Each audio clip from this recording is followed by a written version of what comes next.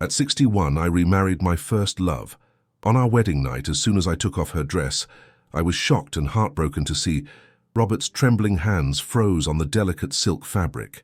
His breath caught in his throat as tears filled his 61-year-old eyes, staring at what he never expected to find on his beloved Sarah's back on their wedding night. The rain drummed against the windows of Robert Thompson's empty house in the quiet suburbs of Chicago, each drop echoing through the hollow corridors like a metronome counting the lonely hours of his existence. At 61, Robert had grown accustomed to the silence that enveloped his two-story colonial home, but tonight felt different. Tonight, the emptiness seemed to press against his chest with an almost physical weight, making it difficult to breathe. He sat in his worn leather recliner, the same chair where his late wife Margaret used to curl up beside him during their 35 years of marriage, watching old movies and sharing bowls of buttered popcorn.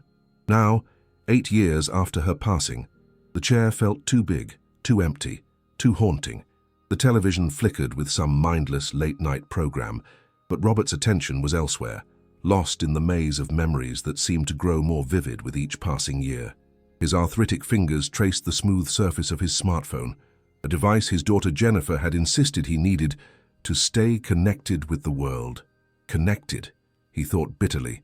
How could anyone be connected when the people who mattered most were either gone or too busy to care?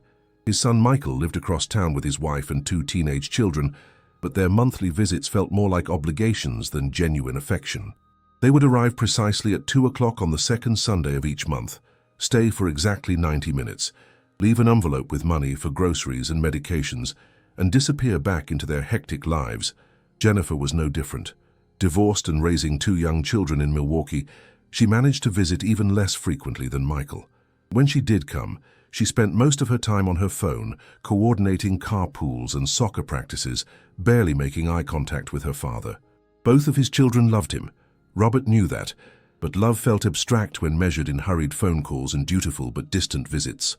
The house creaked around him, settling into the night like an old man's bones. Robert remembered when these same sounds used to comfort him, when they meant warmth and security, when Margaret would laugh and say their house was singing them to sleep. Now every creak sounded like a ghost. Every whisper of wind through the eaves felt like loneliness made audible. But before you continue reading this story, I want to ask you something that would mean the world to me. If you're enjoying this journey with Robert, please subscribe to our channel and hit that notification bell. I'd love to hear from you in the comments. What do you think Robert should do? And tell me, where are you watching from? Your support keeps these stories alive and helps me bring you more touching tales like this one. He pushed himself up from the recliner, his knees protesting with sharp pains that had become his constant companions over the past few years. The hardwood floors felt cold beneath his slippered feet as he shuffled toward the kitchen, past framed photographs that chronicled a life that felt increasingly distant. There was Margaret on their wedding day, radiant in white lace, her dark eyes sparkling with joy and promise. There they were at Michael's graduation, at Jennifer's first dance recital, at countless family gatherings that now existed only in fading color prints and increasingly unreliable memory. In the kitchen, Robert opened the refrigerator and stared at its sparse contents. A half-empty gallon of milk nearing its expiration date, some leftover Chinese takeout he had no appetite for, a package of lunch meat he had bought but forgotten to eat. He closed the door without taking anything, his reflection catching in the stainless steel surface. The man looking back at him was a stranger, grey-haired, slightly stooped, with lines etched deep around eyes that had once sparkled with ambition and dreams. Robert had been a successful insurance adjuster for 37 years, a job that required attention to detail and the ability to remain emotionally detached from other people's tragedies. He had been good at it, very good, which was why the company had been reluctant to let him retire at 60. But after Margaret's death, the work had lost all meaning. Sitting across from families whose lives had been shattered by fires, floods, or accidents, Robert found himself unable to maintain the professional distance the job required. Their pain reminded him too much of his own. Retirement had seemed like a blessing at first. No more early morning commutes, no more dealing with difficult clients or insurance company bureaucracy. He would have time to travel, to read, to pursue hobbies he had always promised himself he would enjoy someday. But someday had arrived with a crushing emptiness that no amount of fishing trips or crossword puzzles could fill. His days had no structure, no purpose, No reason to get out of bed beyond the basic necessities of survival. The loneliness was worst at night, when the house grew quiet and his mind wandered to memories of Margaret. She had been his anchor, his best friend, his reason for working hard and dreaming big. They had met at a coffee shop near Northwestern University when he was 23 and she was 21, both of them young and full of plans for the future. Margaret was studying to be a teacher, her passion for education evident in the way her eyes lit up when she talked about her students. Robert was just starting his career in insurance, determined to build a stable life that could support the family they both dreamed of having. Their courtship had been sweet and steady, built on shared values and genuine affection rather than the passionate intensity of youth. They dated for 3 years before Robert proposed during a picnic in Lincoln Park, offering her a modest diamond ring he had saved for months to afford. Margaret had said yes without hesitation, not because she was swept away by grand romantic gestures, but because she knew Robert was the kind of man who would love her faithfully through whatever life might bring. And he had loved her faithfully through Michael's difficult teenage years and Jennifer's struggles with anxiety, through his father's long battle with Alzheimer's and Margaret's mother's sudden death from a heart attack. Through lean financial years when the insurance business was slow and abundant years, when bonuses allowed them to take family vacations to Florida and Colorado. Through Margaret's bout with breast cancer when she was 48, a terrifying 6 months that had tested their faith and their marriage, but ultimately made them stronger. The cancer had gone into remission, and they had enjoyed 13 more precious years together. 13 years of watching their children grow into adults, of becoming grandparents, of planning for retirement, and all the adventures they would share when work no longer dominated their schedules. They had talked about traveling to Europe, about taking cooking classes, about finally learning to dance properly instead of just swaying awkwardly at wedding receptions. But life, Robert had learned, rarely unfolds according to plan. Margaret's cancer returned when she was 58, aggressive and unstoppable this time. The treatments were brutal, leaving her weak and nauseated, but she faced each day with a grace that humbled Robert. Even when she was too sick to eat, she would insist on sitting at the kitchen table while he had his breakfast, asking about his plans for the day and listening to his concerns about work with the same attentiveness she had shown for over 30 years. She died on a Tuesday morning in March, with Robert holding her hand and soft jazz playing on the radio they kept beside her hospital bed. Her last words were, "Take care of yourself, Robbie," spoken so quietly he almost missed them. The nickname she had used since their dating days sounded like a blessing and a burden, a reminder that he was now responsible for a life he no longer knew how to live. The funeral had been well attended, filled with colleagues, neighbors, and friends whose sympathy was genuine but temporary. People brought casseroles and offered to help with anything he needed, but within a few weeks, life had returned to normal for everyone except Robert. The casseroles were eventually eaten or thrown away, the sympathy cards were read and filed, and the world moved on while Robert remained frozen in a grief that felt both overwhelming and strangely hollow. 8 years had passed since that Tuesday morning, 8 years of existing rather than living, of maintaining routines without finding meaning in them. Robert's days followed a predictable pattern: wake at 6:30, make coffee, read the newspaper, check his few investments online, watch television, eat simple meals alone, and go to bed by 10 o'clock. Weekends were the worst because they stretched endlessly without the minor structure provided by doctor appointments or grocery shopping. His children worried about him, he knew, but they also seemed relieved that he was not more demanding of their time and attention. Michael had suggested he join a senior center or volunteer at the local hospital, but the thought of forced social interaction with strangers felt exhausting.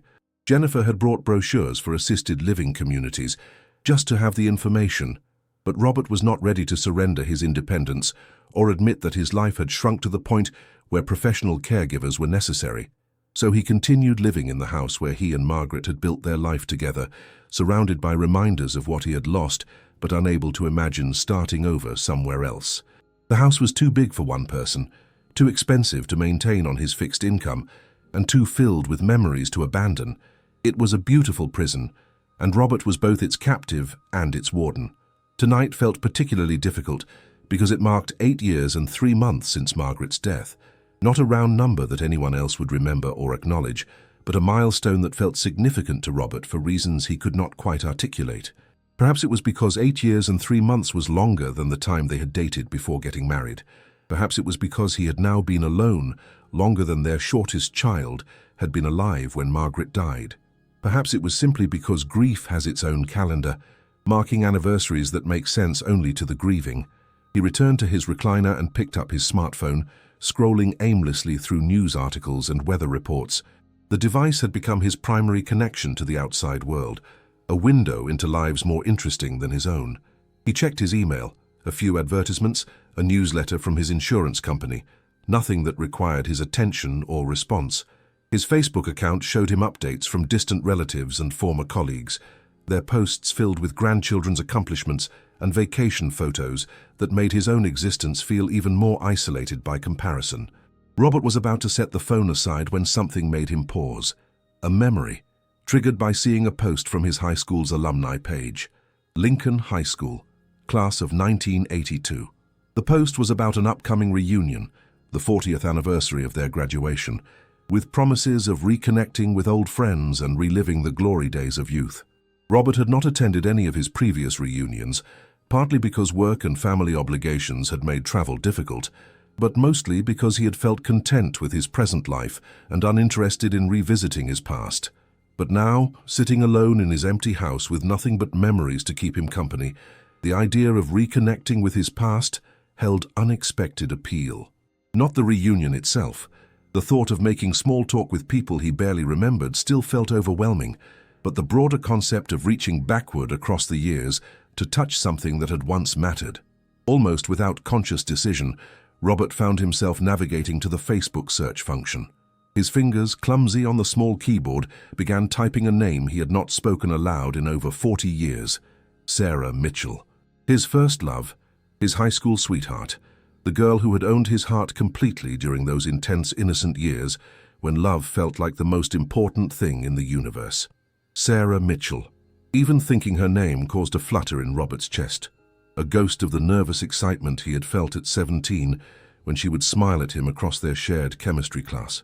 She had been beautiful in the effortless way of teenage girls, with long blonde hair that caught the light when she turned her head, and green eyes that seemed to see straight into his soul.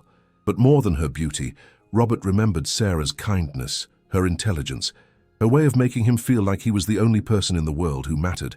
They had dated for most of their senior year, a relationship that felt profound and eternal despite lasting only 8 months. Robert had been shy and academically focused, more comfortable with books than with people, while Sarah was popular and outgoing, involved in drama club and student government. That she had chosen him, out of all the boys who certainly would have been honored to date her, had felt like winning the lottery. Their relationship had been chaste by modern standards, holding hands in the hallways, sharing chaste kisses after school dances, long conversations about their dreams and fears. Robert had been planning to propose after graduation, certain that what they shared was strong enough to survive college and whatever challenges adult life might bring. He had even begun saving money from his part-time job at the hardware store, dreaming of a simple engagement ring and a future that seemed golden with possibility. But then, in the spring of their senior year, Sarah had begun acting distant. Their conversations became stilted, their kisses perfunctory. When Robert had pressed her to explain what was wrong, she had avoided his questions with a smile that did not reach her eyes. Finally, 2 weeks before graduation, she had asked to meet him after school, in the same hallway where they had shared their first kiss. Robert could still remember every detail of that conversation, the way the afternoon sunlight slanted through the tall windows, the sound of his own heartbeat in his ears as Sarah struggled to find the words that would change everything. She was moving away, she had told him, her voice barely above a whisper. Her father had taken a job in another state, and the family would be leaving Chicago immediately after graduation.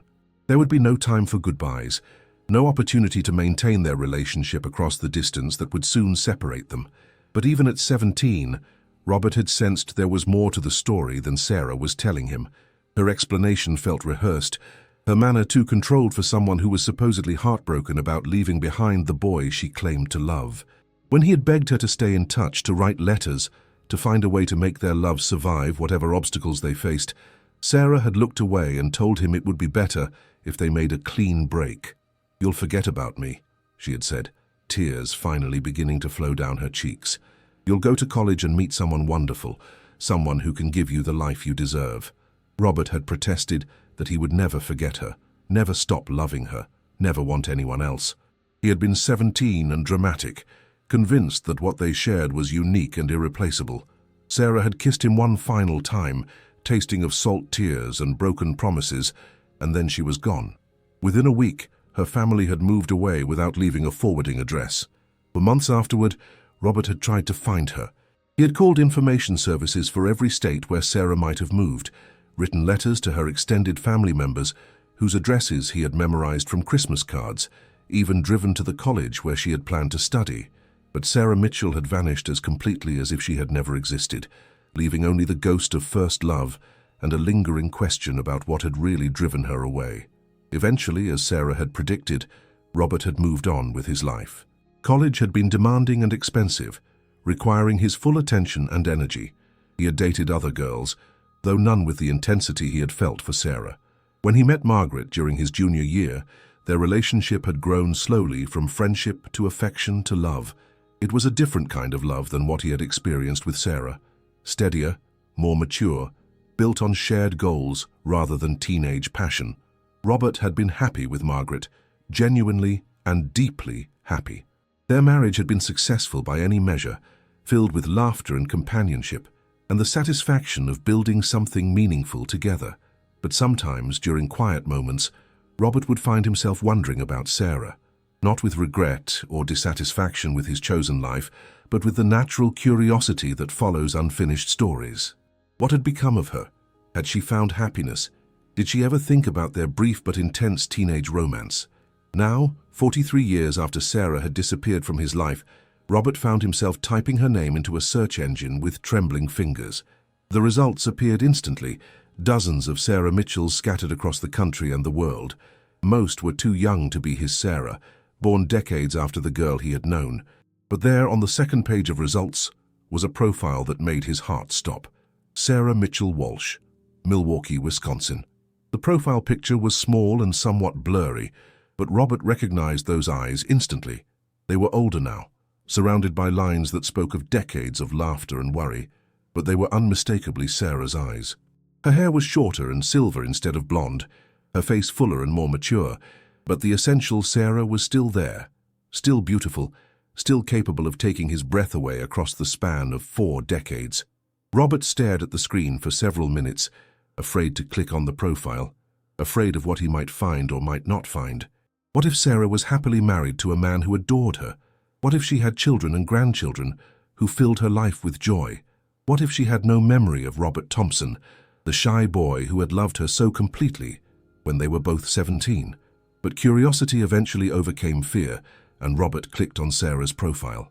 The page that opened made his breath catch in his throat. According to her status, Sarah was widowed. Her husband, David Walsh, had died 5 years earlier in a car accident. She had 3 grown children and 7 grandchildren, whose pictures filled her timeline with birthday parties and school plays and family gatherings. She worked part-time at a library in Milwaukee and volunteered at a local animal shelter. Most importantly, she remembered their shared past. One of her recent posts was a photograph from their high school yearbook, a group picture of the drama club, where Sarah stood in the back row, her hand resting on the shoulder of a boy Robert recognized as Tommy Hendricks, who had played the male lead in their senior play. The caption read, "Found this old yearbook picture while cleaning out Mum's attic. High school feels like yesterday and a lifetime ago all at once." Does anyone else wonder what happened to the people who mattered most back then?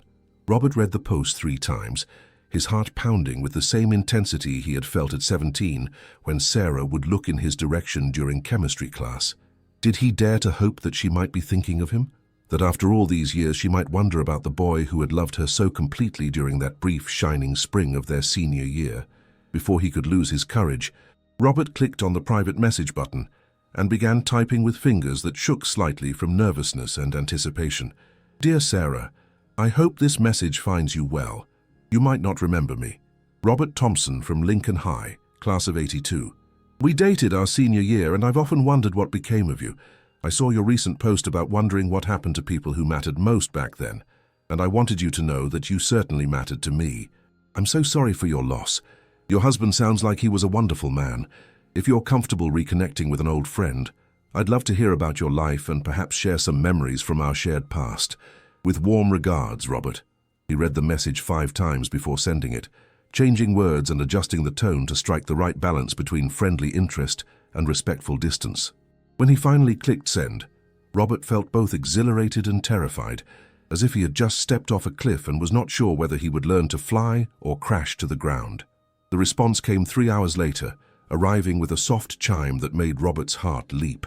He had been unable to concentrate on anything since sending his message, pacing around the house and checking his phone every few minutes like a teenager waiting to hear from his first crush, which he realized with a mixture of amusement and embarrassment was essentially what he was doing. "Robert, oh my goodness, of course I remember you. How could I forget those sweet eyes and that gentle smile? I can't believe you found me after all these years. I think about high school more often than I probably should, and you were such an important part of those memories. I'm so glad you reached out.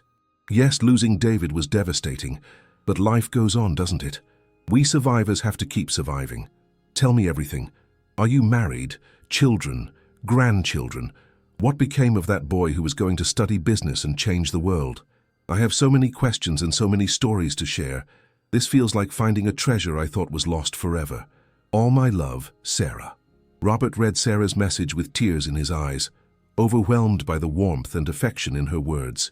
She remembered him not just as a name or a face, but with genuine fondness and curiosity.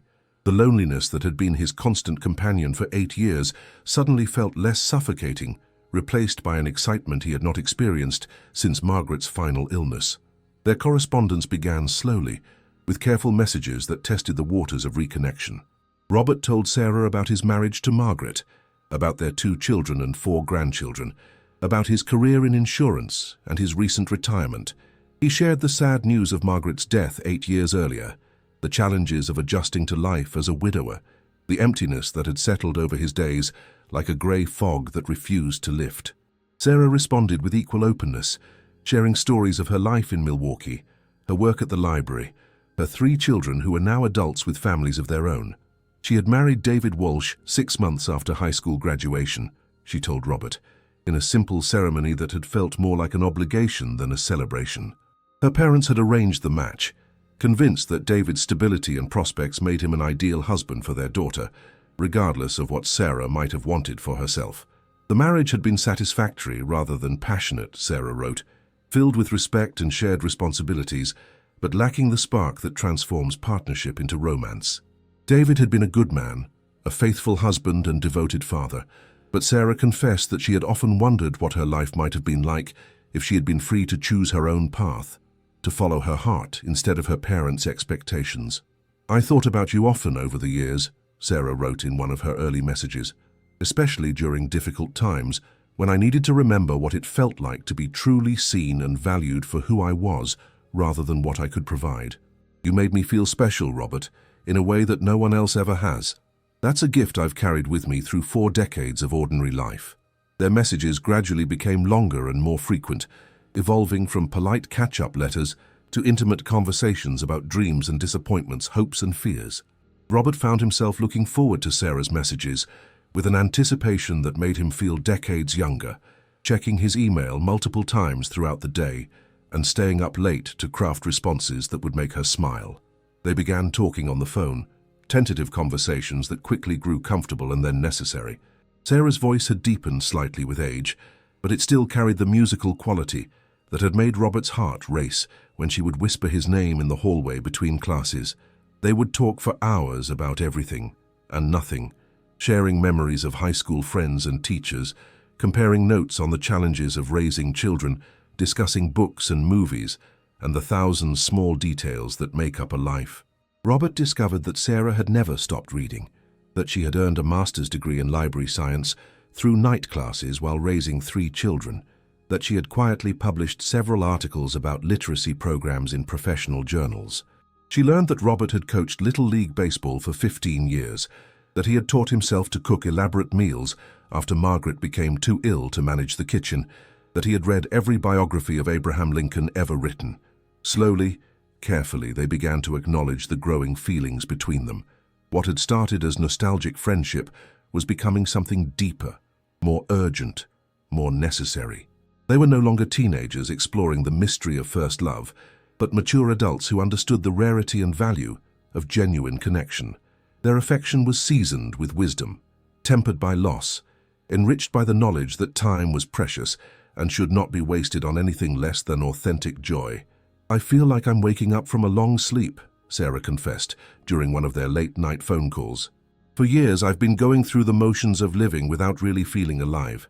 Talking to you reminds me that there's still magic possible in this world, still reasons to get excited about tomorrow." Robert understood exactly what she meant.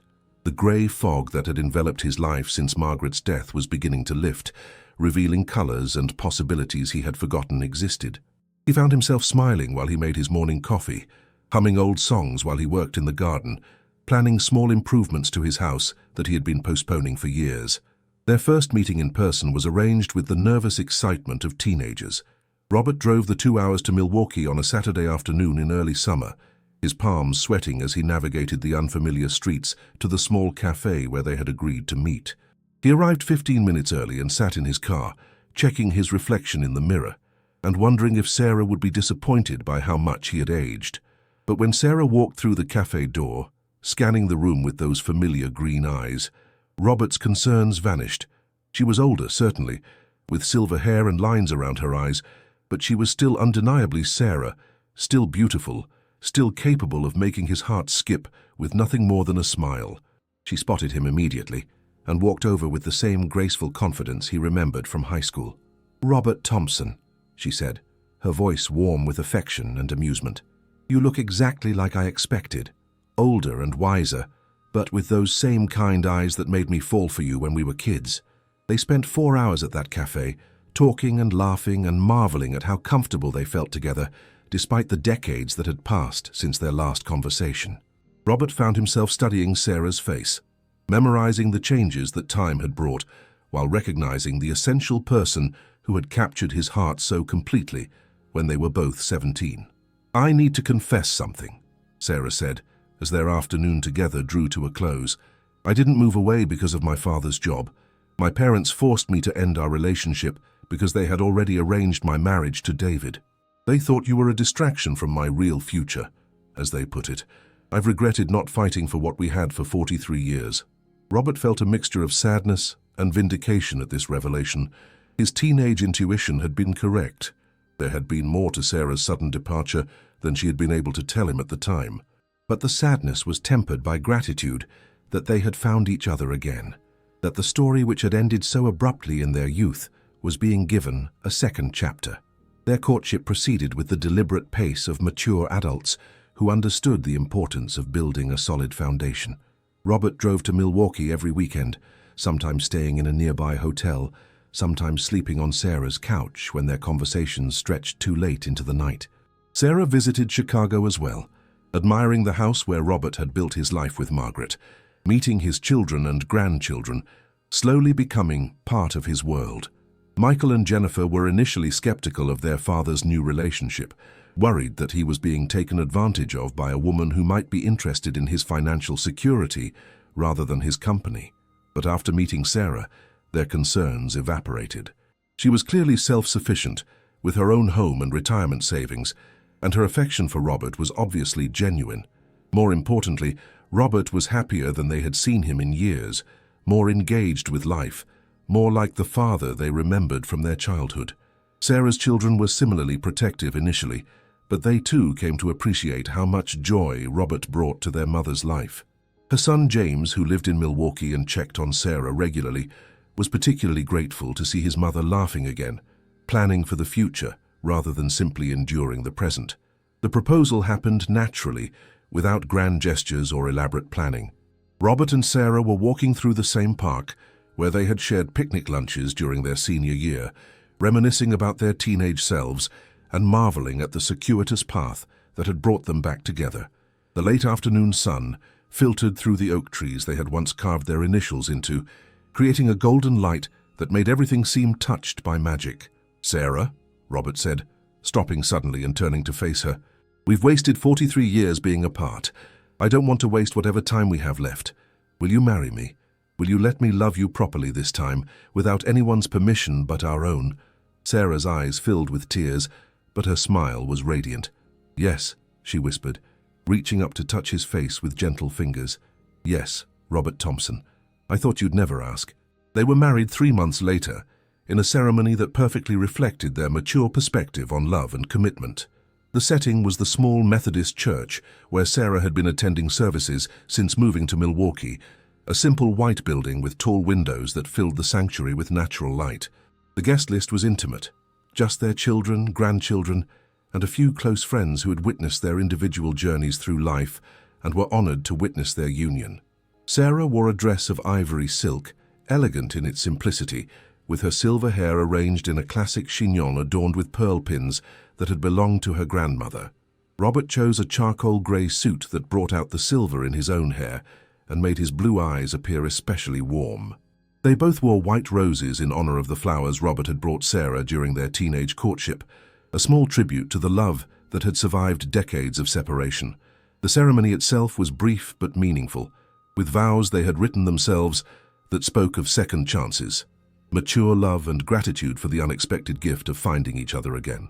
When the minister pronounced them husband and wife, Robert kissed Sarah with the same tenderness he had shown her when they were 17, but with the added depth of a man who understood how precious and fragile happiness could be.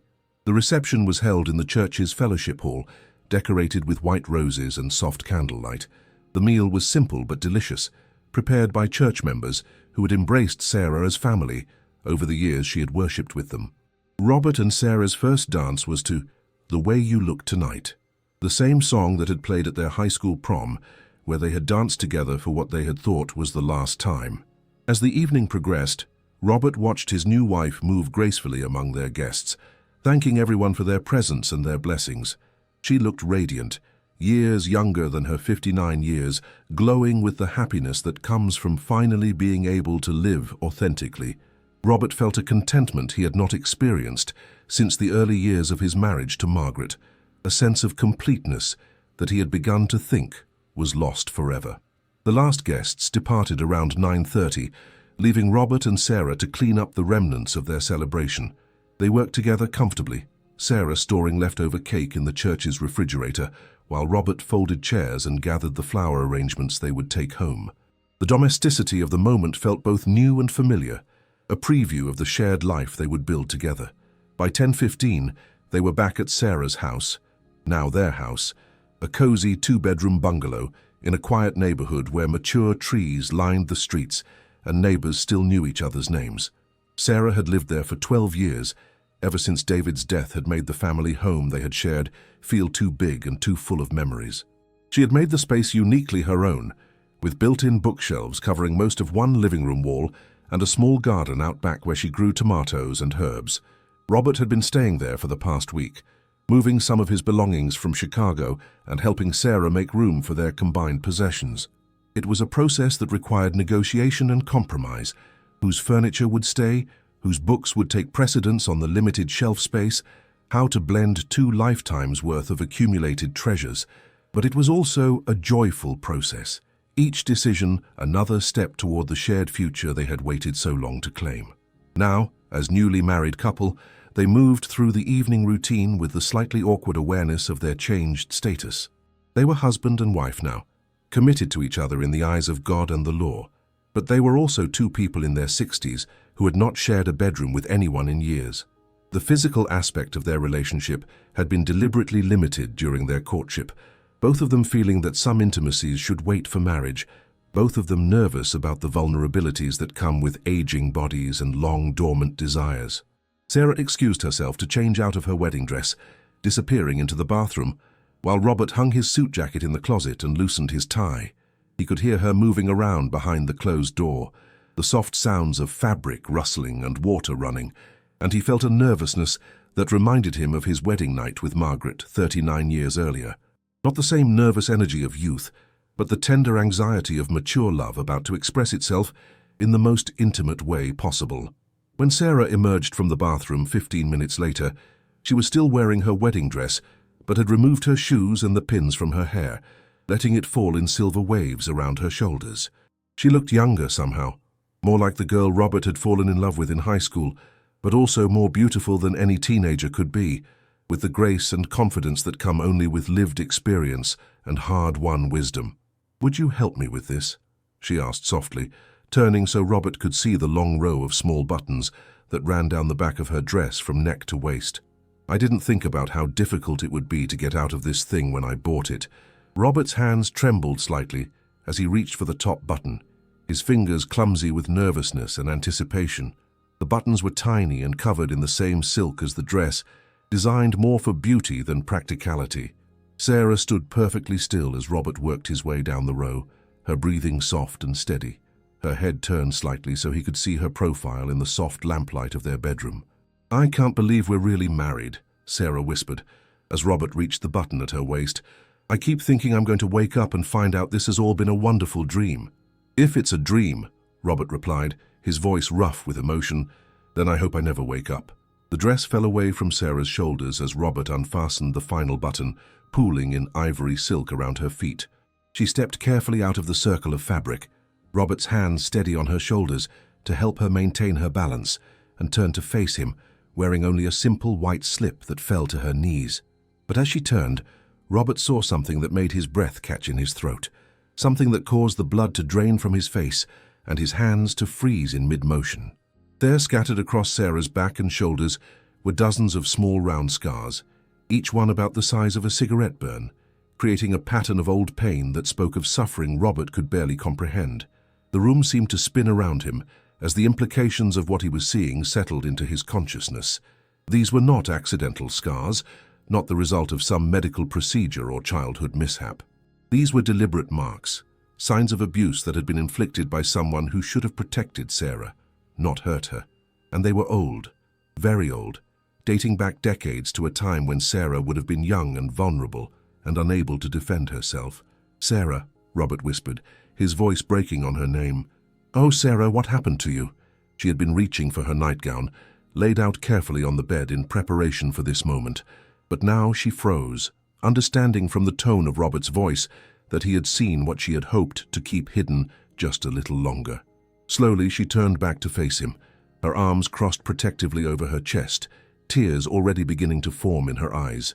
"I was going to tell you," she said, her voice so soft Robert had to strain to hear her. "I was going to find the right way to explain, but I didn't know how to put it into words without making you hate the people who raised me, without making you understand why I couldn't fight for us when we were kids." Robert sank onto the edge of the bed, his legs suddenly unable to support him, as the full weight of understanding crashed over him like a wave.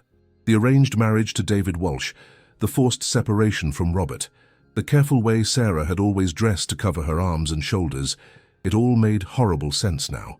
Sarah had not chosen to leave him. She had been driven away by people who had already been hurting her, people who had used violence and intimidation to control every aspect of her young life. "Your parents," he said, and it was not a question. Sarah nodded, tears flowing freely now. "My father mostly, but my mother, she never stopped him. She never even tried. They said I was disobedient, willful, that I needed to be taught my place before I could be a proper wife to the man they had chosen for me. The burns started when I was 14 and continued until my wedding day. David never knew. I was very careful about that. He was a good man, Robert. He never would have hurt me intentionally." Robert rose from the bed and crossed the small space between them, pulling Sarah into his arms with infinite gentleness, as if she were made of the finest crystal and might shatter at the wrong touch. She collapsed against his chest, her body shaking with sobs that seemed to come from some deep well of pain she had been carrying alone for over 40 years. "I'm so sorry," Robert whispered into her hair, his own tears falling now as he held the woman he loved and tried to absorb even a fraction of the pain she had endured. "I'm so sorry you went through that alone. I'm so sorry I couldn't protect you." "You couldn't have known," Sarah said, her voice muffled against his shirt. "I never told anyone, never even hinted at what was happening at home. I was too ashamed, too afraid that people would think it was somehow my fault." They held each other for a long time, standing beside the bed where they had planned to begin their married life together, while Sarah cried for the girl she had been and the innocence that had been stolen from her so brutally and completely. Robert cried too, for the woman he loved and for the 43 years they had lost because of cruelty masquerading as parental authority. When Sarah's tears finally subsided, she pulled back slightly to look into Robert's face, searching for signs of the disgust or pity she feared might have replaced the love she had seen there just minutes before. Instead, she found eyes filled with tenderness and determination, with a fierce protectiveness that made her feel safer than she had ever felt in her entire life. "Does this change everything?" she asked, her voice barely audible. "Now that you know what I come from, what was done to me, does this change how you feel about me?" Robert cupped her face in his hands, using his thumbs to wipe away the tears that continued to fall, despite her efforts to stop them. When he spoke, his voice was steady and sure, filled with a conviction that left no room for doubt. "The only thing this changes," he said, "is that I love you even more than I did before.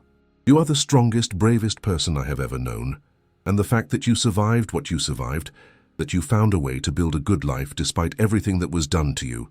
Sarah, you amaze me. You humble me, and if you'll let me, I want to spend whatever time we have left showing you what love is supposed to feel like when it comes from someone who truly cherishes you." Sarah's smile through her tears was like sunrise after the longest night, full of hope and healing and the promise of better days ahead. She reached up to touch Robert's face, tracing the lines around his eyes that spoke of his own sorrows and joys, his own journey through the complicated landscape of human experience. "I love you, Robert Thompson," she said. "I loved you when we were 17, and I love you even more now. Thank you for not running away. Thank you for seeing me, really seeing me and loving me anyway." "There is no anyway," Robert said firmly. "There is only love, Sarah, pure and simple and strong enough to heal whatever needs healing." They spent their wedding night holding each other, fully clothed, talking softly until dawn broke through the bedroom curtains. Robert learned details about Sarah's childhood that painted a picture of systematic cruelty disguised as discipline, of parents who viewed their daughter as property to be controlled and eventually sold to the highest bidder.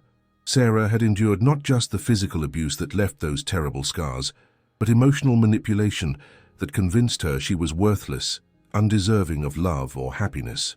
"They told me every day that I was damaged goods," Sarah whispered, as the first pale light of morning filtered through their bedroom, "that no decent man would want me, unless I learned to be obedient and grateful for whatever attention I received.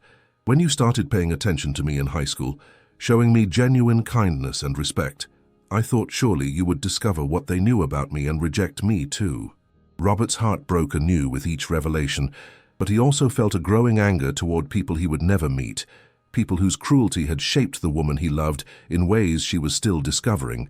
He wanted to rage against the injustice of it all, to somehow reach back through time and protect the vulnerable girl Sarah had been. But he also understood that anger, however justified, was not what Sarah needed from him now.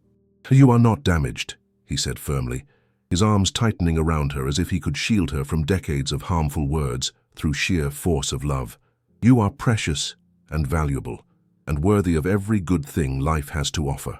The fact that cruel people tried to convince you otherwise says nothing about you and everything about them."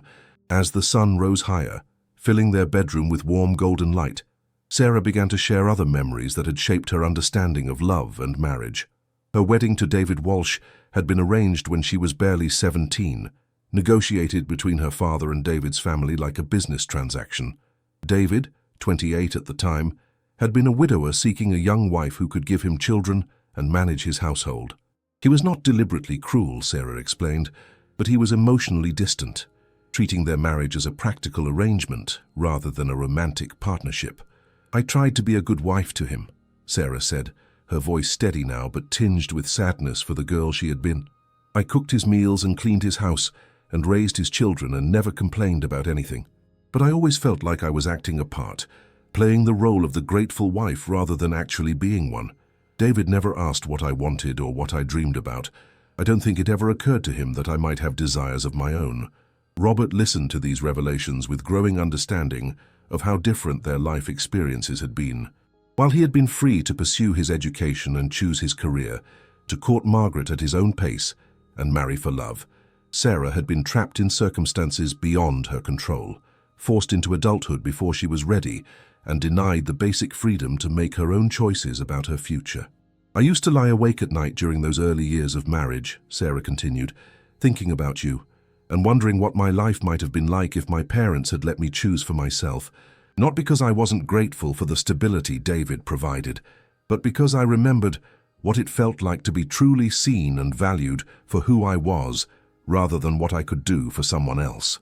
They talked until nearly noon, sharing stories and fears and hopes, with the intimacy of people who had nothing left to hide from each other. Robert told Sarah about his own struggles with grief after Margaret's death, his feelings of purposelessness during retirement, the way loneliness had settled into his bones until he had almost forgotten what it felt like to look forward to anything. "Meeting you again saved my life," he admitted, as they finally rose from bed to make coffee and toast. Not in a dramatic way, but in the most fundamental way possible. "You reminded me that there were still reasons to be alive, still possibilities for joy and connection and growth. I had been existing rather than living, going through the motions without really engaging with the world around me." Sarah nodded with understanding, recognizing the same pattern in her own life before Robert had reached out through Facebook. "I was doing the same thing," she said, "taking care of my responsibilities, maintaining my routines, but not really participating in my own life. It was like I was watching everything from a distance, present, but not engaged." Their first week as a married couple was spent learning the rhythms of shared life, negotiating the small compromises and adjustments that come with blending two independent existences into one partnership.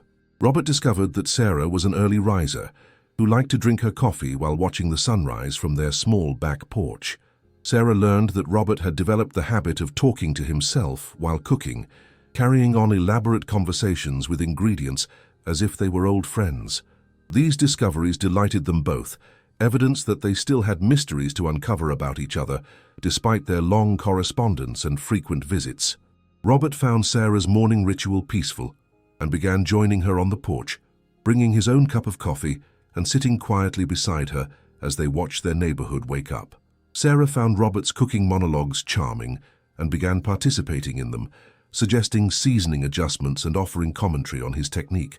But their adjustment period was not without challenges. Sarah struggled with nightmares that had plagued her for decades, violent dreams that left her gasping and disoriented in the middle of the night. The first time this happened during their marriage, Robert woke to find Sarah sitting on the edge of the bed, her body rigid with tension, tears streaming down her face as she tried to distinguish between past and present. "I'm sorry," she whispered when she realized he was awake. "I tried not to wake you. Sometimes the dreams feel so real that I forget where I am, forget that I'm safe now." Robert's response was instinctive and immediate. He gathered Sarah into his arms, holding her gently while she trembled, murmuring reassurances until her breathing steadied and the fear began to subside. "You never have to apologize for surviving," he told her, "and you never have to face these memories alone anymore." This became their pattern during those early weeks of marriage. When Sarah's dreams transported her back to her childhood home, Robert would be there to anchor her to the present, to remind her that she was a grown woman in her own house with a husband who would never hurt her. Gradually, the nightmares became less frequent and less intense, as if Sarah's subconscious was finally beginning to believe what her rational mind had always known, that she was truly safe now. Robert also had his own adjustments to make. After 8 years of living alone, sharing space with another person required constant awareness and consideration. He had to remember to ask if Sarah needed anything before leaving for the grocery store, to check if she wanted to watch something different on television, to coordinate his schedule with hers, instead of making unilateral decisions about how to spend their time. But these adjustments felt joyful rather than burdensome, because they represented the return of partnership to his life. Having someone to consider, someone whose preferences mattered, someone who cared about his day and his well-being. These things felt like gifts rather than obligations. Their children were still processing the rapid changes in their parents' lives. Michael visited 2 weeks after the wedding, bringing his wife Janet and their twin 15-year-old daughters, Emma and Olivia.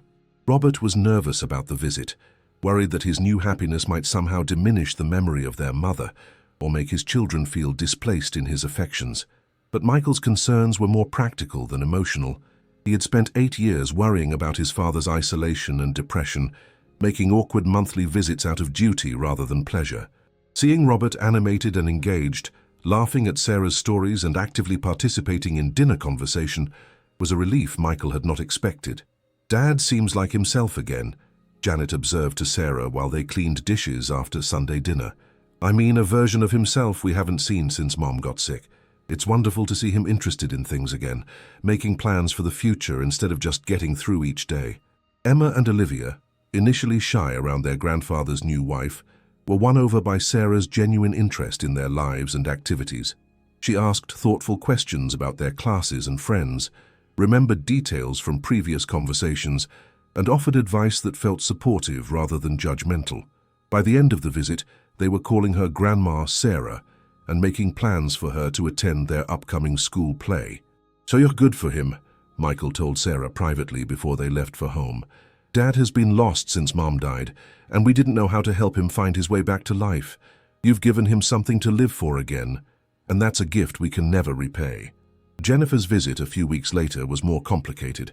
As the only daughter, she had maintained a special closeness with her father throughout her life, even during the difficult years following her divorce, when she had been struggling to balance single motherhood with career demands. She had relied on Robert for emotional support during those years, calling him whenever she felt overwhelmed or uncertain about decisions regarding her children. Now seeing her father's attention and energy focused on someone else, Jennifer experienced a confusing mixture of relief and jealousy.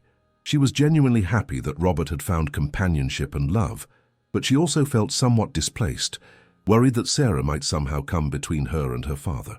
"I know this is selfish," Jennifer confessed to Sarah during a private conversation while Robert played with her two young children in the backyard.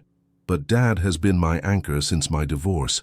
I'm used to being the most important woman in his life, and it's hard to adjust to sharing that position." Sarah's response was both understanding and reassuring. "Your father's love isn't a limited resource that gets smaller when it's shared," she said gently. "Loving me doesn't mean he loves you any less. If anything, being happy again has given him more emotional energy to offer everyone in his life." To prove her point, Sarah encouraged Robert to increase his contact with Jennifer, to call more frequently and visit Milwaukee when Jennifer's work schedule allowed. She also made sure that Robert and Jennifer had time alone together during visits, understanding that some relationships require private space to maintain their intimacy. Jennifer gradually came to appreciate Sarah's wisdom and generosity, recognizing that her father's new wife was not trying to replace anyone, but rather to add something positive to their family dynamic. When Jennifer's 8-year-old son, Timothy, developed an interest in gardening. After seeing Robert and Sarah working in their backyard, Sarah spent an entire afternoon teaching him to plant seeds and explaining how to care for them.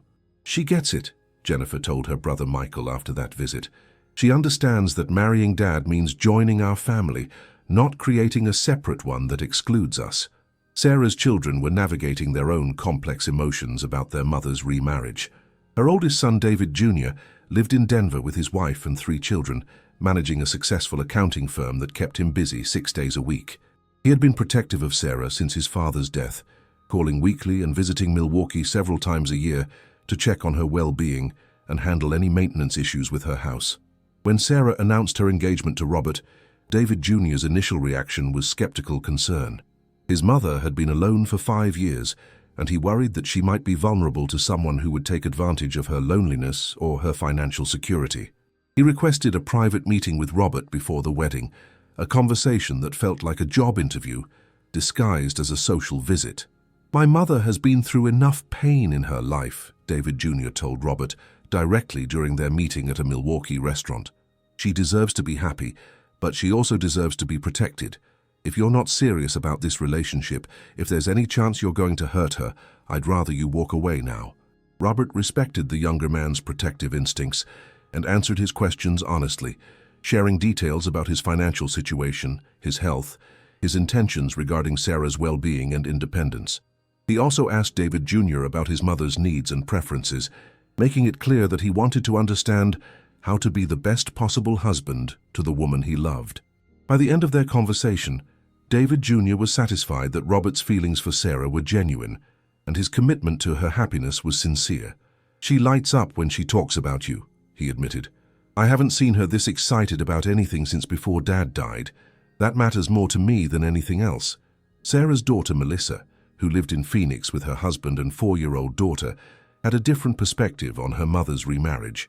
As the only daughter, She had maintained regular phone contact with Sarah throughout the years since David's death, often calling to seek advice about parenting or marriage. Melissa had watched her mother struggle with loneliness and purposelessness, and she was genuinely thrilled to see Sarah finding love again. "Mom has always put everyone else's needs before her own," Melissa told Robert during their first phone conversation.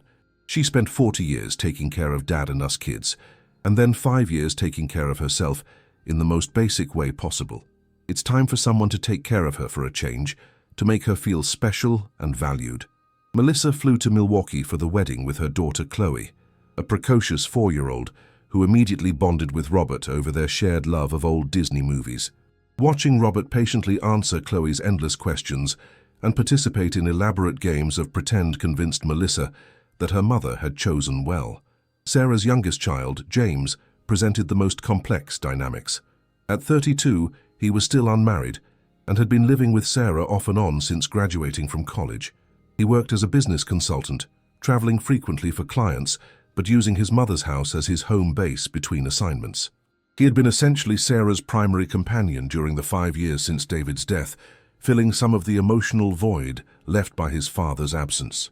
James felt displaced by Robert's presence in his mother's life, worried that he was losing not just his living situation, but his special role as Sarah's protector and confidant. He had been the one Sarah called when she needed help with household repairs or medical appointments.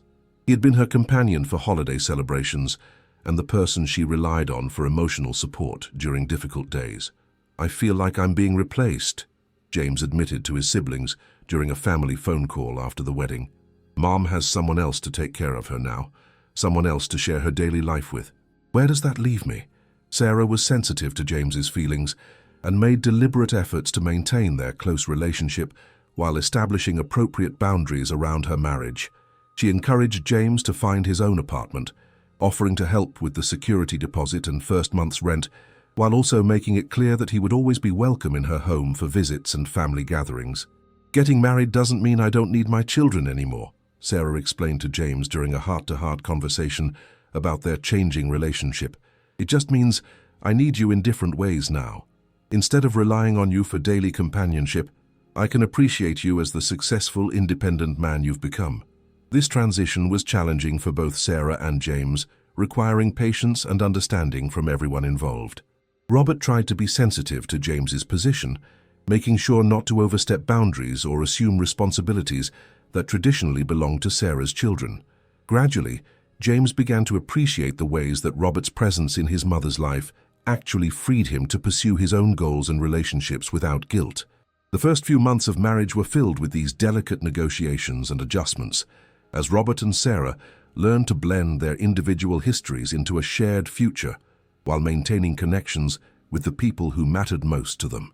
It was not always easy, but it was consistently rewarding, each successful navigation of family dynamics strengthening their partnership and deepening their appreciation for what they had found together.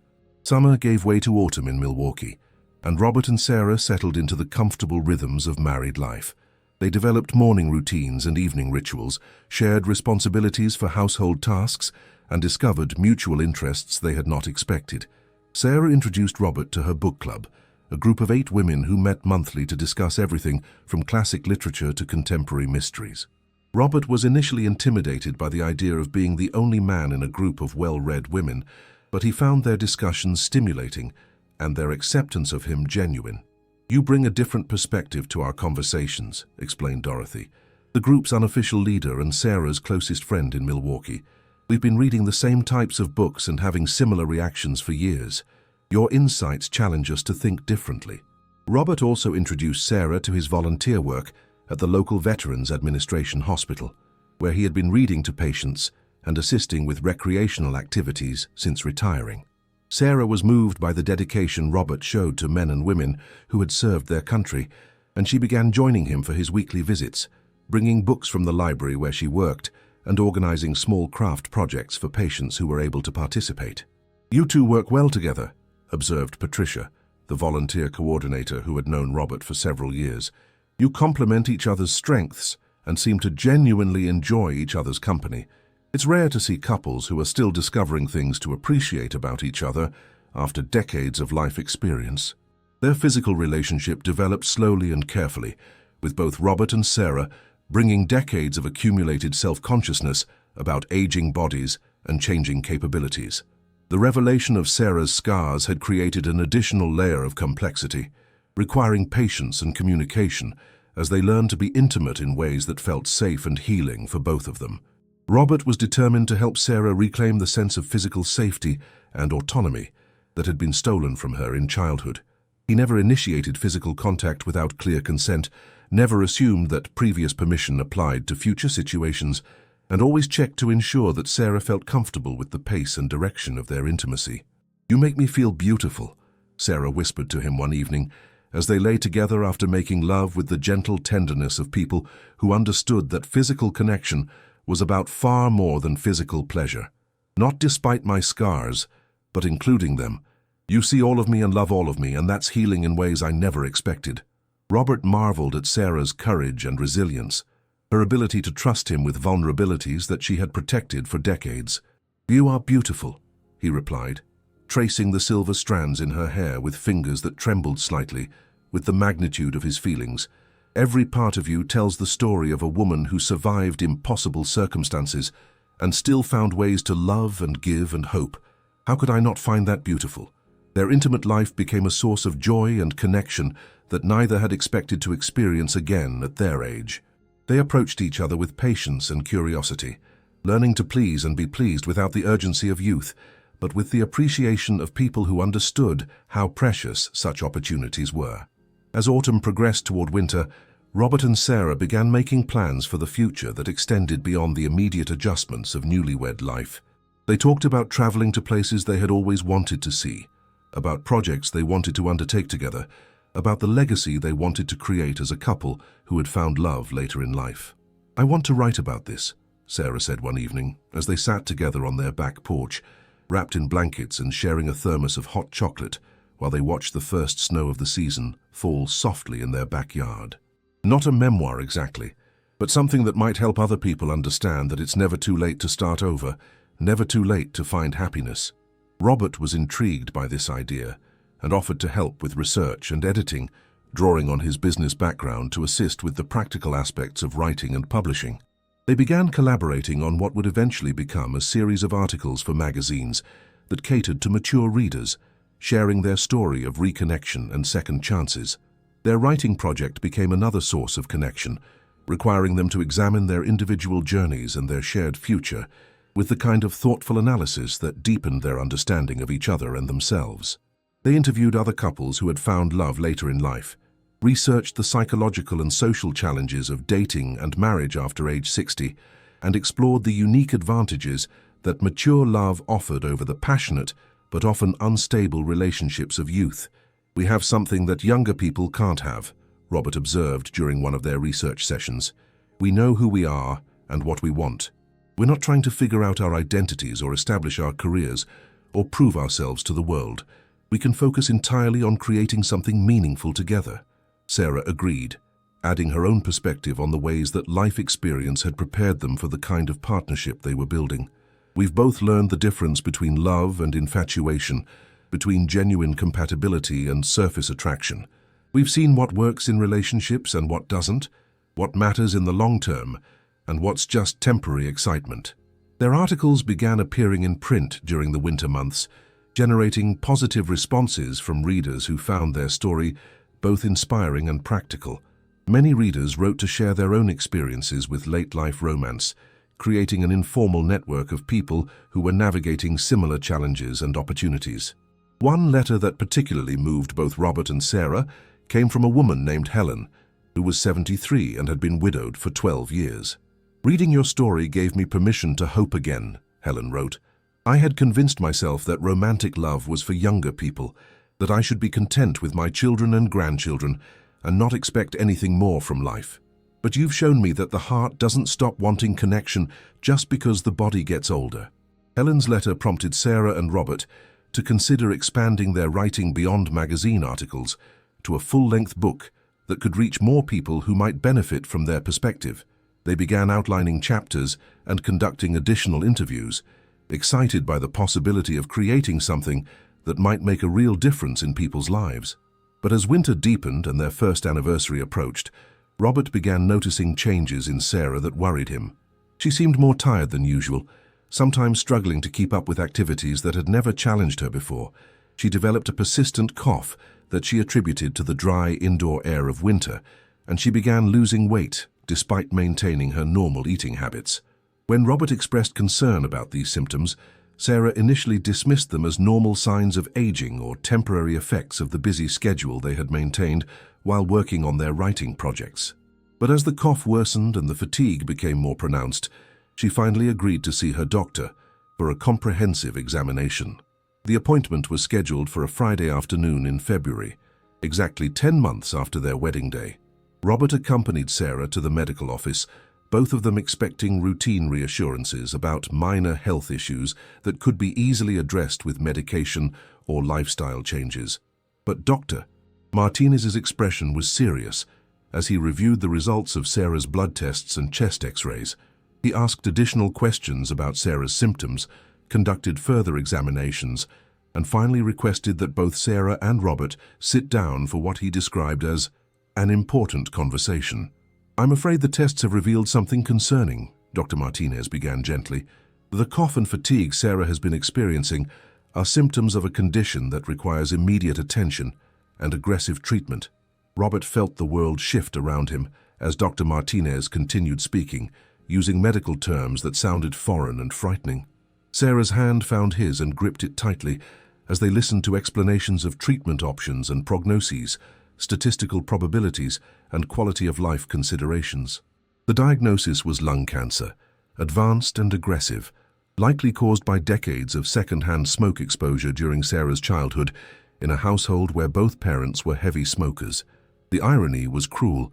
The same people who had abused Sarah physically had also been slowly poisoning her with their cigarettes, creating a delayed consequence that was only now revealing itself. "How long?" Sarah asked quietly when Dr. Martinez finished his initial explanation. "With treatment, we're looking at possibly 18 to 24 months, the doctor replied honestly. "Without treatment, perhaps 6 to 8 months. But these are just estimates, and every case is different. Some patients respond better than expected to treatment, while others—" He did not need to finish the sentence.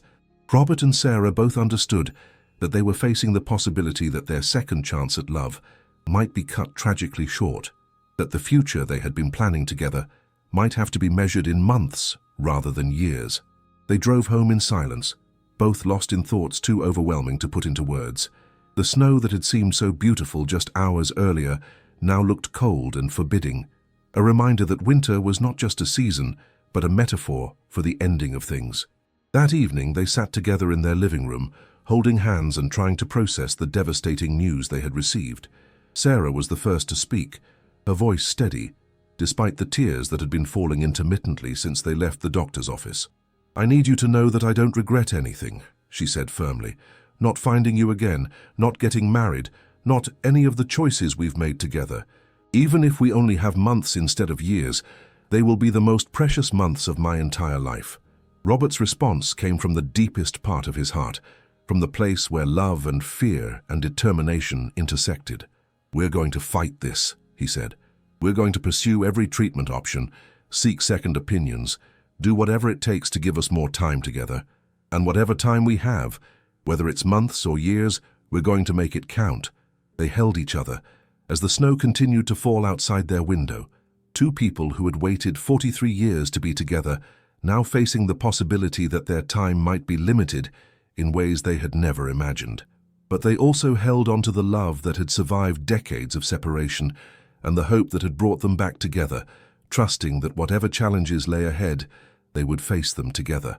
The news of Sarah's diagnosis marked the end of their honeymoon period as newlyweds and the beginning of a different kind of journey, one that would test their commitment and deepen their appreciation for each moment they shared. But it also strengthened their resolve to make their remaining time together as meaningful and joyful as possible, knowing that love could triumph over circumstances even when it could not triumph over mortality itself. The weekend following Sarah's diagnosis was spent in a strange mixture of normalcy and surreal shock. They went through their usual routines. Robert made coffee while Sarah checked her email. They read sections of the newspaper aloud to each other. They worked together to prepare meals. But everything felt different now, weighted with the knowledge that these ordinary moments had become precious in ways they had never considered before. Sarah's immediate reaction to her diagnosis surprised both of them.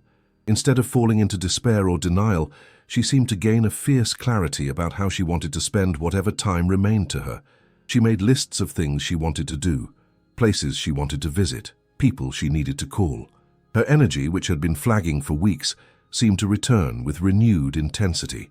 "I refuse to spend my remaining time feeling sorry for myself," she announced over breakfast on Saturday morning, her voice carrying a determination that reminded Robert of the strong-willed girl he had fallen in love with in high school. "We're going to live every single day as fully as possible. We're going to say everything we need to say to each other and to the people we love. We're going to create memories that will last beyond whatever happens to me." Robert was both inspired and frightened by Sarah's resolve. He wanted to support her positive attitude, but he also worried that she was not allowing herself to process the fear and grief that such a diagnosis naturally brought. When he gently suggested that it might be healthy for them to acknowledge their fear and sadness alongside their determination to make the most of their time, Sarah's composed facade cracked slightly.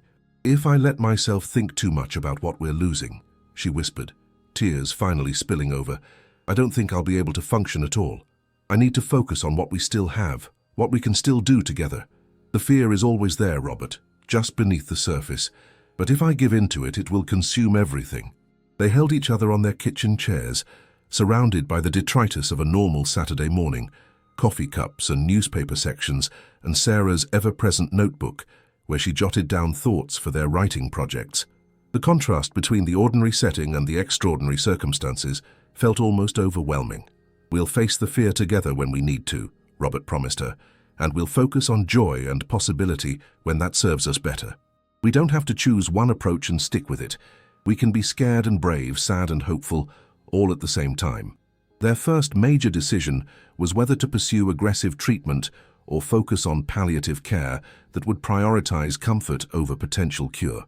Dr. Martinez had been honest about the challenges of chemotherapy for someone Sarah's age, the debilitating side effects that might significantly impact her quality of life during whatever time remained. "The treatment itself might make you sicker than the disease does initially," he had explained. "Some patients find that the cure becomes worse than the illness, especially when the prognosis is uncertain, regardless of treatment choices." Sarah and Robert spent hours researching treatment options, seeking second opinions, and consulting with specialists who could provide more detailed information about Sarah's specific type and stage of cancer. They visited oncology centers in Milwaukee and Chicago, meeting with doctors who had different philosophies about balancing aggressive treatment with quality of life. Dr. Elizabeth Chen, an oncologist at Northwestern Memorial Hospital in Chicago, provided the most comprehensive and hopeful perspective they encountered. She specialized in treating lung cancer in older patients and had extensive experience with the particular cellular type that Sarah's biopsy had revealed.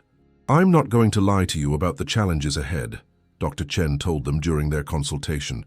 "This is a serious diagnosis that requires serious treatment, but I've seen patients with similar presentations who responded better than expected to targeted therapy combined with immunotherapy. It's not a guarantee, but it's a reasonable hope." More importantly, Dr. Chen seemed to understand Sarah's desire to maintain as much normalcy and independence as possible during treatment. She outlined a protocol that would allow Sarah to continue many of her regular activities, scheduling treatments in ways that minimized disruption to the life she and Robert were building together. "My philosophy is that we're not just treating disease," Dr. Chen explained. "We're treating people who have relationships and responsibilities and dreams that matter as much as tumor markers and scan results. Your marriage, your writing projects, your family relationships. These are not distractions from your treatment. They're reasons for your treatment." Sarah and Robert decided to pursue Dr. Chen's recommended course of action, understanding that it would require significant lifestyle adjustments, but feeling hopeful about maintaining some sense of control over their circumstances. The decision felt empowering rather than overwhelming, a choice to fight for their future together rather than simply accepting whatever fate might bring. The first round of chemotherapy was scheduled for a Wednesday in early March, exactly 1 year and 2 weeks after their first reunion coffee in Milwaukee. Robert took the day off from his volunteer work, to accompany Sarah to the treatment center, bringing books and magazines and a thermos of the herbal tea that had become Sarah's preferred comfort beverage. The infusion center was nothing like either of them had expected. Instead of the sterile, depressing environment they had imagined, it was bright and welcoming, with large windows that provided natural light and comfortable reclining chairs arranged to allow patients to see and interact with each other if they chose. Many patients were accompanied by family members or friends, creating an atmosphere that felt more like a community gathering than a medical procedure. Sarah was assigned to chair number 7, positioned near a window that looked out onto a small garden where early spring flowers were beginning to bloom. The nurse who would oversee her treatment, a woman named Linda, who appeared to be in her 40s, had a warm smile and gentle manner that immediately put Sarah at ease. "First time?" Linda asked as she prepared Sarah's IV and explained the process they would follow. "It's normal to be nervous, but you're in good hands here. We've been doing this for a long time, and we know how to take care of people." The treatment itself was less dramatic than Sarah had feared. She reclined in her chair while medication dripped slowly into her bloodstream, reading a mystery novel, and occasionally looking up to watch other patients or chat with Robert about their plans for the weekend. The other patients in nearby chairs were friendly and welcoming, sharing tips about managing side effects and recommending books or movies that had helped them pass time during previous treatments. "You never know who you're going to meet in a place like this," observed Margaret, an elderly woman in the chair next to Sarah's who was receiving her final treatment after 6 months of therapy. "I've made some of the best friends of my life sitting in these chairs. There's something about facing uncertainty together that creates instant bonds." Robert was struck by the sense of community and mutual support that existed among the patients and their companions. People shared snacks and magazines, offered advice about parking and scheduling, and celebrated each other's milestones and progress. It was not the grim, hopeless environment he had feared, but rather a place where people were actively fighting for their lives and finding ways to maintain hope and connection in the process. Sarah tolerated her first treatment well, experiencing only mild nausea and fatigue in the days that followed. She was able to maintain her regular activities, continuing her part-time work at the library and keeping their writing commitments. If anything, the treatment seemed to energize her, giving her a sense of purpose and control that had been missing during the uncertain weeks before her diagnosis. "I feel like we're doing something productive," she told Robert after her second treatment session. "Instead of just waiting to see what happens, we're actively fighting back. That makes a huge difference in how I think about the future." Their writing project took on new urgency and meaning as they documented not just their love story, but their experience of facing serious illness together.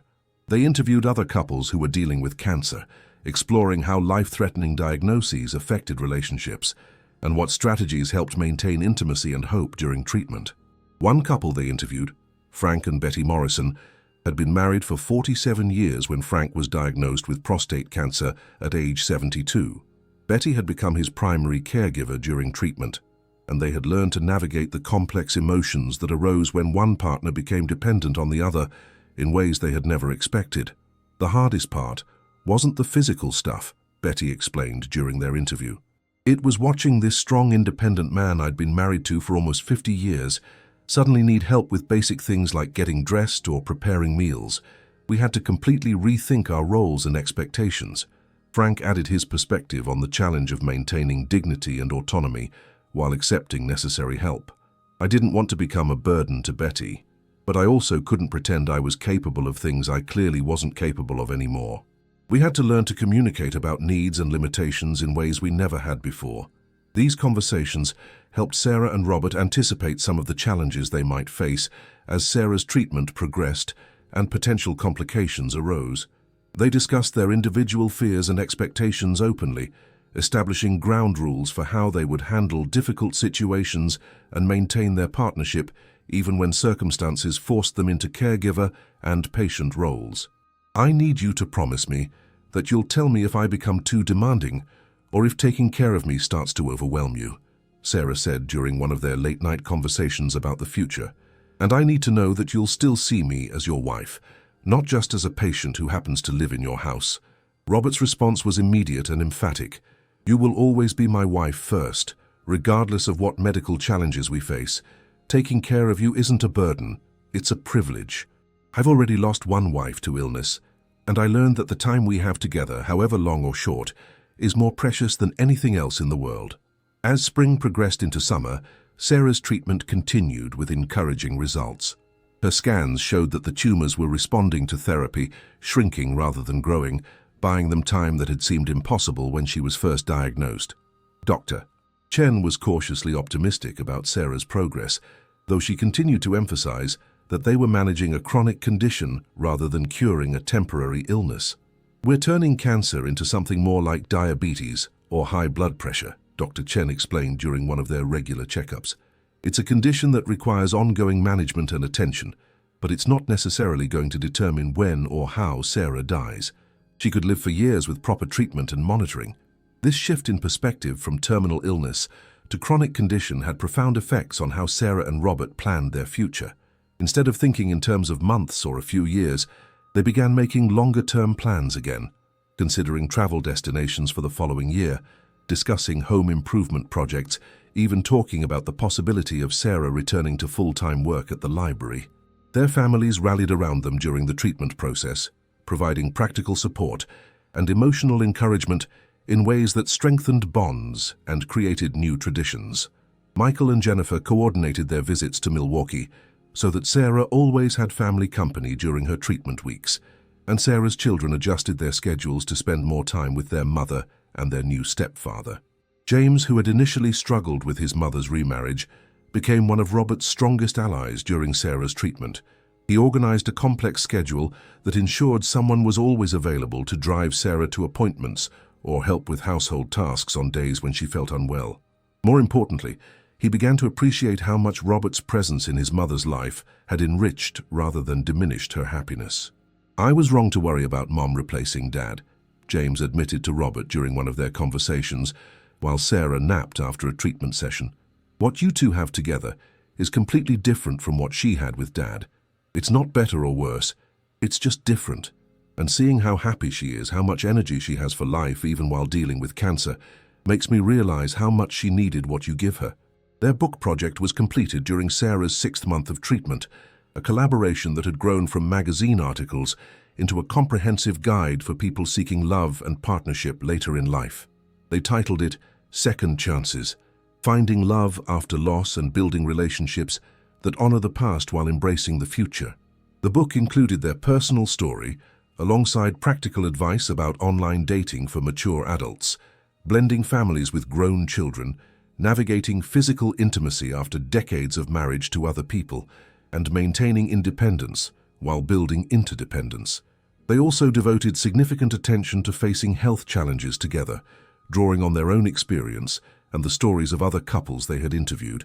"We never expected to become experts on love and marriage," Sarah laughed during their final interview with their publisher, a small press that specialized in books for mature readers. "We just wanted to figure out how to be happy together. But apparently, our figuring out process might help other people with their own figuring out." The book was published in October, 8 months after Sarah's diagnosis and 18 months after their wedding. The publication party was held at the library where Sarah worked, with colleagues and friends and family members gathering to celebrate not just the book, but the love story that had inspired it. Robert gave a brief speech during the party, thanking everyone who had supported them during their courtship, marriage, and Sarah's treatment. "This book exists because we were lucky enough to find each other again after 43 years apart," he said. "But it also exists because we've been surrounded by people who believe in love and hope and second chances. Sarah and I are living proof that it's never too late to start over, never too late to find happiness, never too late to build something meaningful with another person."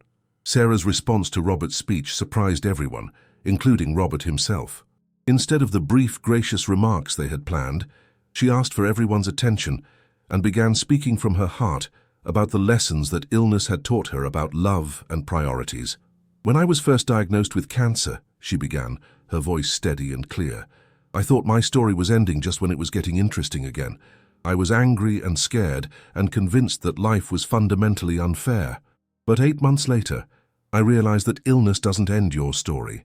It just changes how you tell it." She paused, looking directly at Robert with eyes that sparkled with unshed tears and unshakable determination. "Robert saved my life, not by preventing me from getting sick, but by giving me reasons to fight and hope and dream even while dealing with uncertainty. He showed me that love doesn't require guarantees about the future. It just requires commitment to making the most of whatever time you have. The room was completely silent as Sarah continued, her words carrying the weight of hard-won wisdom and unshakable faith in the power of human connection. Our book is about second chances, but it's really about the courage to remain open to possibility, even when life has disappointed you before. It's about the willingness to risk heartbreak again because the alternative, giving up on love entirely, is even worse than the possibility of loss. She reached for Robert's hand, intertwining their fingers in a gesture that had become as natural as breathing during their months of facing challenges together. Robert and I don't know how much time we have together.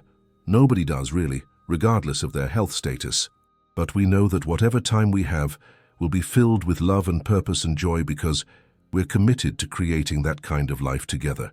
The applause that followed Sarah's impromptu speech was thunderous and sustained, with many people wiping away tears as they celebrated not just a book launch, but a testament to the resilience of the human spirit and the enduring power of love to transform even the most difficult circumstances into opportunities for growth and connection. Later that evening, as Robert and Sarah cleaned up after their guests had departed, they reflected on how much their lives had changed since that night. Almost 2 years earlier, when Robert had first reached out to Sarah through Facebook, they had gone from lonely, widowed people living isolated lives to partners facing an uncertain but meaningful future together. "Do you ever regret any of it?" Sarah asked as they sat together on their living room couch, surrounded by flowers from the publication party and copies of their book. "Not just marrying me, but everything that came after. The diagnosis, the treatment, the uncertainty about what comes next." Robert's answer came without hesitation, delivered with the calm confidence of a man who had examined his choices carefully and found them sound. "The only thing I regret is the 43 years we lost because we were too young to fight for what we wanted. Everything that's happened since we found each other again, including your illness, has been part of the richest, most meaningful period of my entire life." He pulled Sarah closer to him, marveling as he always did at how perfectly she fit against his side, how natural it felt to hold her and be held by her. "Your cancer scared me terribly when we first learned about it, and it still scares me. But it also taught us to treasure every day in ways we might not have learned otherwise. It stripped away all the non-essential worries and helped us focus on what really matters." Sarah nodded, understanding exactly what Robert meant. "Facing mortality together has made our love deeper and more intentional. We don't take each other for granted because we know how precious and fragile this is. We say I love you more often. We pay attention to small moments. We make decisions based on what will create meaning rather than what will create security." As autumn deepened toward winter, Sarah's treatment continued with consistently encouraging results. Her scans showed continued shrinkage of the tumors, and her energy levels remained stable enough for her to maintain most of her normal activities. Dr. Chen began using words like remission and long-term management, suggesting that Sarah might have years rather than months ahead of her. But more importantly than the medical improvements were the emotional and spiritual changes that had occurred in both Sarah and Robert during their first year of facing serious illness together. They had learned to live with uncertainty without being paralyzed by it, to make plans while remaining flexible about outcomes, to find joy and purpose even in circumstances they would never have chosen. Their relationship had deepened in ways that surprised both of them. The crisis had stripped away pretense and revealed the essential compatibility and mutual devotion that formed the foundation of their partnership. They had seen each other at their most vulnerable and most frightened, and their love had grown stronger, rather than weaker under that kind of pressure. "I think we know each other better after 18 months of marriage than some couples know each other after decades together," Sarah observed during one of their evening walks through their neighborhood, a ritual they had maintained throughout her treatment as a way of staying connected to normal life and physical wellness. "Crisis has a way of accelerating intimacy," Robert replied, his arm linked through Sarah's as they navigated the sidewalks made slippery by early December snow. "We've had to communicate about everything. Fears, needs, expectations, boundaries. We've had to depend on each other in ways that would have taken years to develop under normal circumstances." They had also become advocates for other people facing similar challenges, speaking at support groups, and participating in fundraising events for cancer research and patient services. Their book had generated enough attention to create opportunities for them to share their story publicly, always emphasizing the themes of hope, resilience, and the power of love to transform difficult circumstances. We've learned that our story isn't really about cancer, or even about second-chance romance, Sarah said during one of their speaking engagements at a senior center in Chicago. It's about the courage to remain open to possibility, even when life has disappointed you, the willingness to take risks for the sake of love, and the faith that meaning and joy are always available if you're willing to look for them. Their second Christmas together was celebrated with deep gratitude and quiet joy, surrounded by family members who had witnessed their journey and understood the significance of reaching this milestone. Sarah's most recent scans had shown continued improvement, and her doctors were cautiously optimistic about her long-term prognosis. But beyond the medical news, there was a sense of completion and satisfaction about the life they had built together in less than 2 years. They had created a home filled with love and laughter, had contributed something meaningful to the world through their writing and advocacy work, and had demonstrated that age and illness need not prevent people from pursuing their dreams and deepest desires. "This time last year, we didn't know if we would have this Christmas together," Robert said during their private celebration on Christmas Eve, after their family guests had departed and they were alone with their memories and hopes. "Now we're making plans for next Christmas and the Christmas after that. It feels like a miracle." Sarah's response carried the wisdom and gratitude that had become her trademark throughout their journey together. "Every day feels like a miracle when you've learned not to take any of them for granted. We could have easily missed each other entirely if you hadn't seen that Facebook post, if I hadn't responded to your message, if we hadn't been brave enough to take risks for the sake of love." They held each other in the soft glow of their Christmas tree lights, two people who had found their way back to each other across decades of separation and were now facing an uncertain but hopeful future together. The cancer that had initially seemed like a cruel interruption to their love story had instead become part of the story itself, deepening their appreciation for each other and strengthening their commitment to living each day with intention and joy. As the new year approached, Sarah and Robert began making plans that reflected their new understanding of how to balance hope with realism, dreams with acceptance. They wanted to travel to Ireland, the homeland of Sarah's grandparents, and to visit the college campus where Robert had studied business and dreamed of the future he was now finally living. They also wanted to write another book, this one focusing specifically on facing serious illness while maintaining relationships and pursuing meaningful goals. They had learned so much about resilience and adaptation during Sarah's treatment that they felt obligated to share their insights with others who might benefit from their experience. "We've become accidentally wise," Sarah laughed as they discussed their future projects. "We didn't set out to become experts on love and loss and hope and healing, but apparently that's what we've become.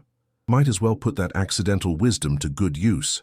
But their most important plan for the new year was simply to continue building the life they had started together, day by day and choice by choice, creating meaning and joy regardless of what medical challenges or other uncertainties lay ahead. They had learned that happiness was not dependent on guarantees about the future, but on commitment to making the most of whatever present circumstances offered. "I love you, Robert Thompson," Sarah said as they prepared for bed on New Year's Eve, their second New Year's Eve as husband and wife. "Thank you for finding me again, for loving me completely, for showing me that it's never too late to start over and create something beautiful.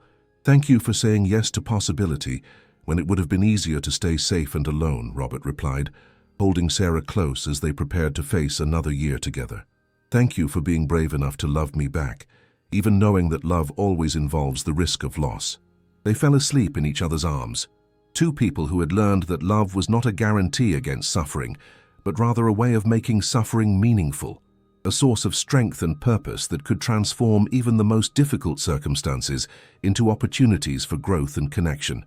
Their story was far from over, but they had already created something precious and enduring that would last regardless of whatever challenges the future might bring. The new year brought unexpected developments that neither Robert nor Sarah had anticipated. In January, their book Second Chances was featured in a major magazine article about late-life romance, generating hundreds of letters from readers who had been inspired by their story. More surprisingly, a television producer contacted them about featuring their story in a documentary series about couples who had overcome significant obstacles to find happiness together. "We never intended to become public figures," Sarah said with amusement, as they sorted through the latest batch of fan mail during breakfast, one snowy morning in February. "We just wanted to figure out how to be happy together, and somehow that turned into accidentally inspiring other people. The attention was both gratifying and overwhelming. People wanted to know every detail of their courtship and marriage, their strategies for dealing with illness, their advice for other mature adults seeking companionship. Some letters were heartbreaking stories of loneliness and loss, while others were triumphant accounts of people who had found love after reading about Robert and Sarah's experience. One letter particularly moved both of them. It came from a woman named Patricia in Denver, who was 67 and had been widowed for 9 years. She wrote, "Your book gave me the courage to join a senior dating website, something I never thought I would do. I met a wonderful man named Carl who lost his wife 3 years ago. We're taking things slowly, but for the first time since my husband died, I feel excited about the possibility of companionship again. Thank you for showing me that love doesn't have an expiration date." Letters like Patricia's reinforced Sarah and Robert's conviction that sharing their story publicly was worthwhile, despite the loss of privacy it entailed. They began accepting selected speaking engagements, always focusing on the themes of hope, resilience, and the courage required to remain open to love even after experiencing loss. Their speaking engagements took them to senior centers, libraries, and community organizations throughout the Midwest, where they met hundreds of people who were navigating their own challenges with aging, illness, loneliness, and the search for meaning in later life. These interactions enriched their own understanding of the issues they had written about and provided material for the second book they were planning. But more importantly, their public role as advocates for late-life love strengthened their own relationship by giving them a shared mission that extended beyond their individual happiness. They were contributing to something larger than themselves, using their experience to help others in ways that felt both meaningful and necessary. "I think this is what we were meant to do with our second chance," Sarah said during one of their long car rides between speaking engagements. "Not just find happiness for ourselves, but demonstrate that it's possible for other people too. We're living proof that life can surprise you with gifts even when you think the best parts are over." Robert nodded, his hand finding Sarah's across the car's center console, in the gesture that had become as automatic as breathing during their 2 years together. "We accidentally became symbols of hope for people who had given up on the possibility of love. That's a responsibility I never expected, but it's also an honor." Their second book, tentatively titled Love in the Time of Uncertainty, Building Relationships While Facing Life's Challenges, was taking shape through their interviews with other couples and their own continued reflection on the lessons they had learned. This book would focus more specifically on maintaining intimacy and partnership while dealing with serious illness, financial stress, family complications, and other obstacles that could threaten even the strongest relationships. Spring arrived early that year, filling their Milwaukee neighborhood with flowering trees and the return of migrating birds. Sarah's health continued to improve, with her latest scans showing no evidence of active disease and her energy levels returning to nearly normal.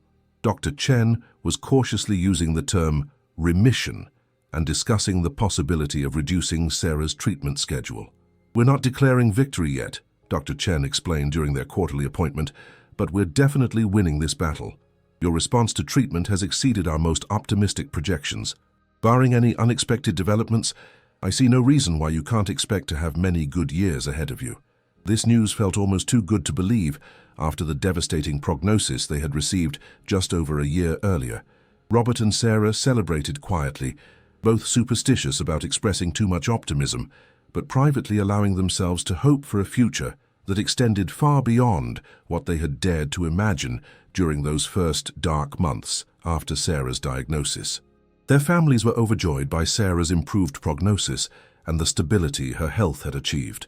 Michael and Jennifer began including Robert and Sarah in long-term family plans again, inviting them to graduations and weddings that were scheduled years in advance. Sarah's children made similar adjustments, assuming their mother would be present for major milestones rather than treating every gathering as potentially their last. "It's wonderful to stop living in crisis mode," Melissa observed during her visit for Easter weekend. We can go back to taking Mum's presence in our lives for granted in all the best ways.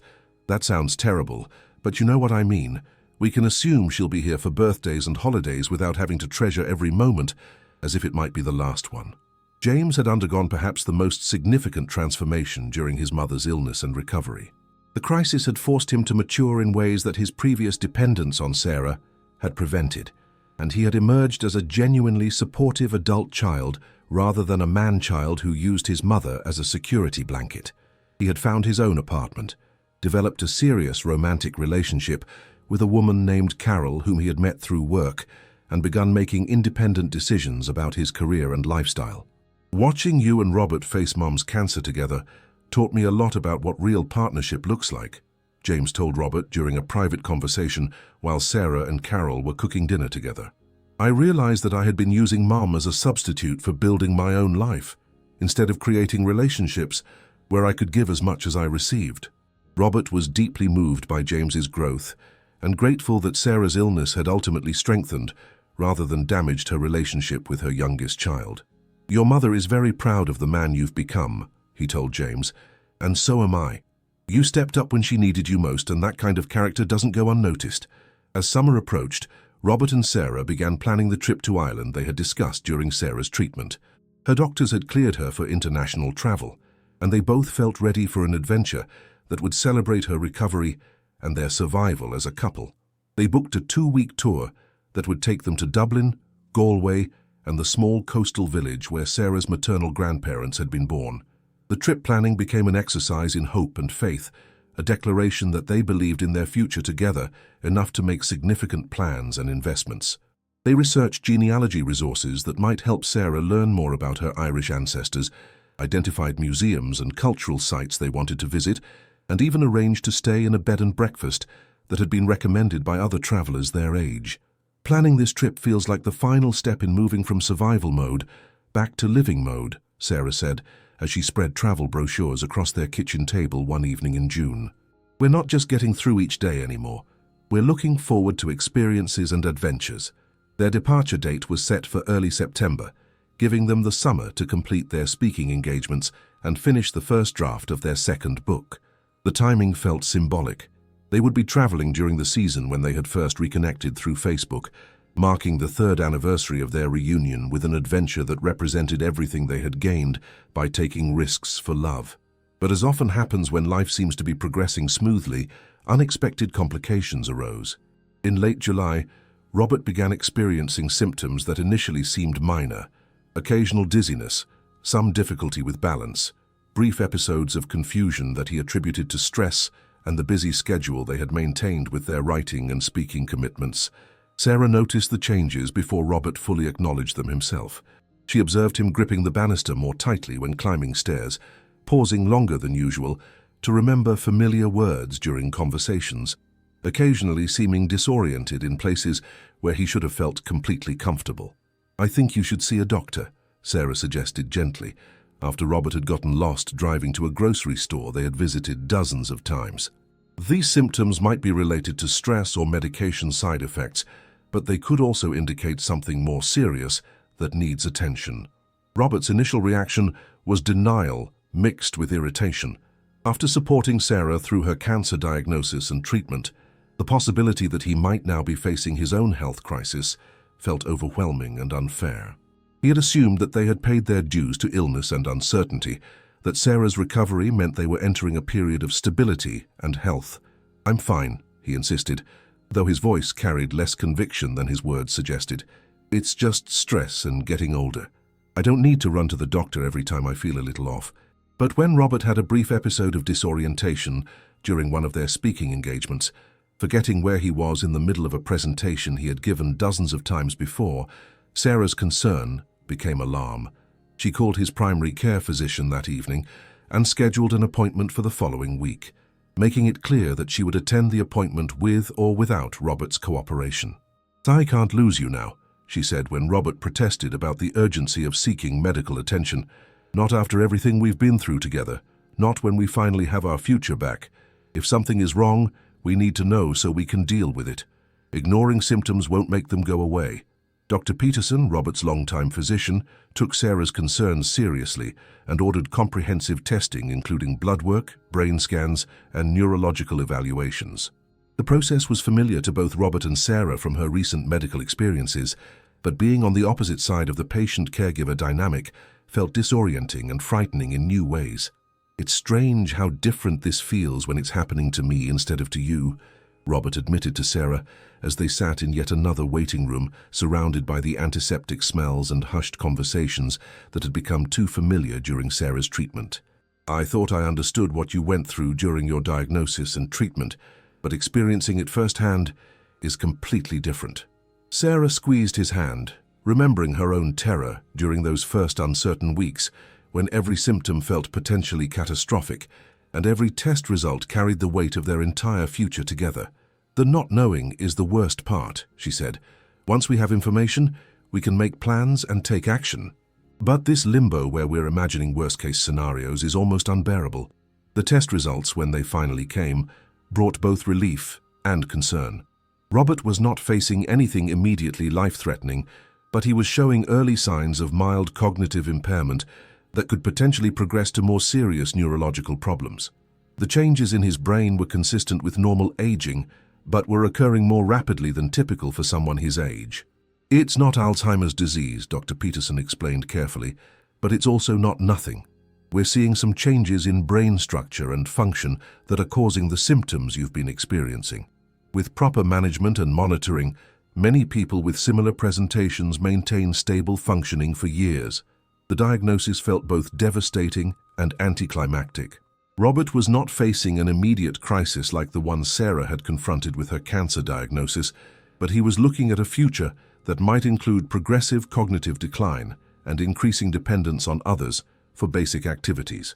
"At least we know what we're dealing with," Robert said with forced optimism as they drove home from the appointment. "And we know that it's manageable, at least for now.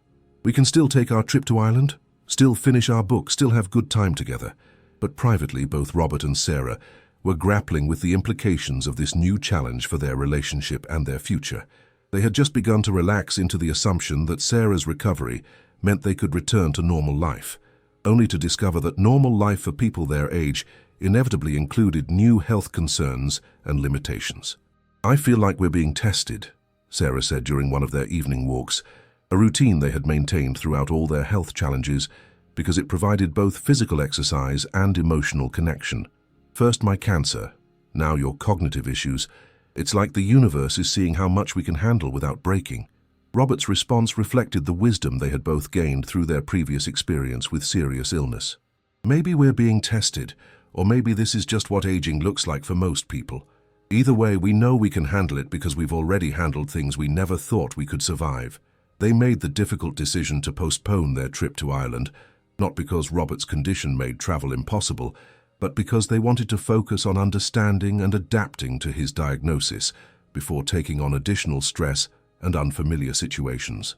The cancellation felt like a small grief, a symbol of how illness and aging could disrupt even the most carefully made plans, but they also began developing new strategies for maintaining their partnership and their individual identities while accommodating Robert's changing capabilities.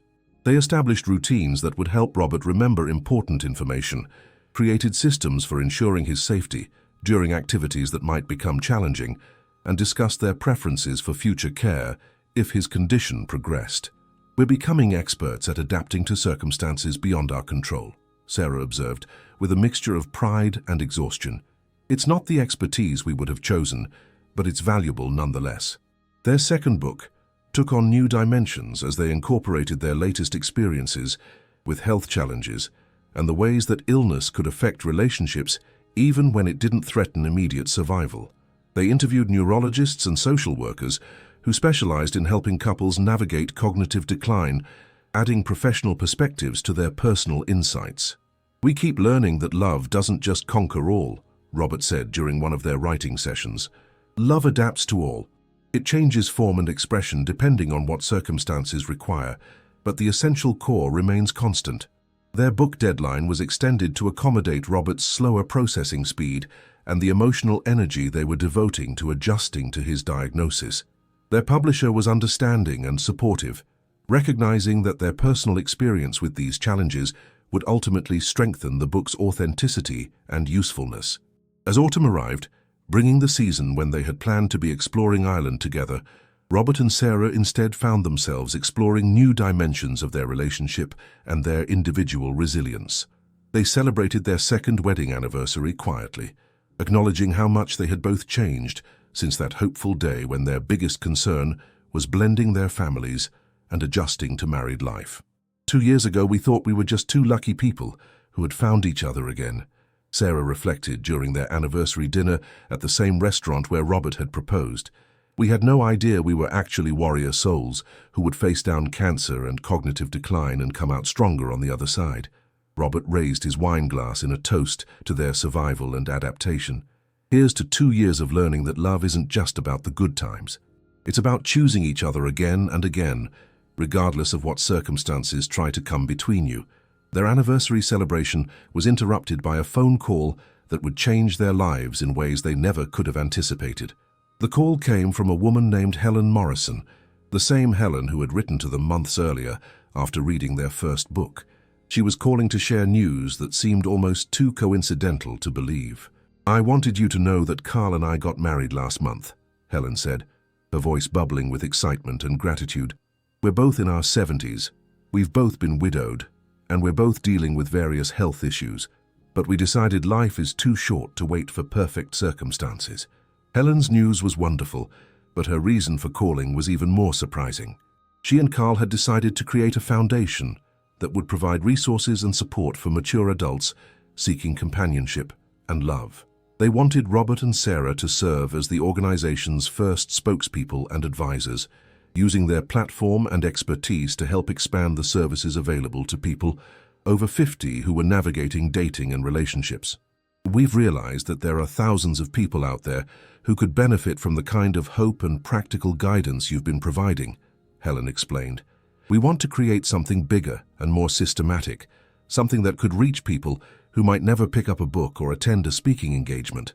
The foundation opportunity felt both exciting and overwhelming. Robert and Sarah had never intended to become professional advocates for late-life romance, but their accidental expertise had created opportunities to help people on a scale they had never imagined possible. "We need to think about this carefully," Robert said after they ended the call with Helen.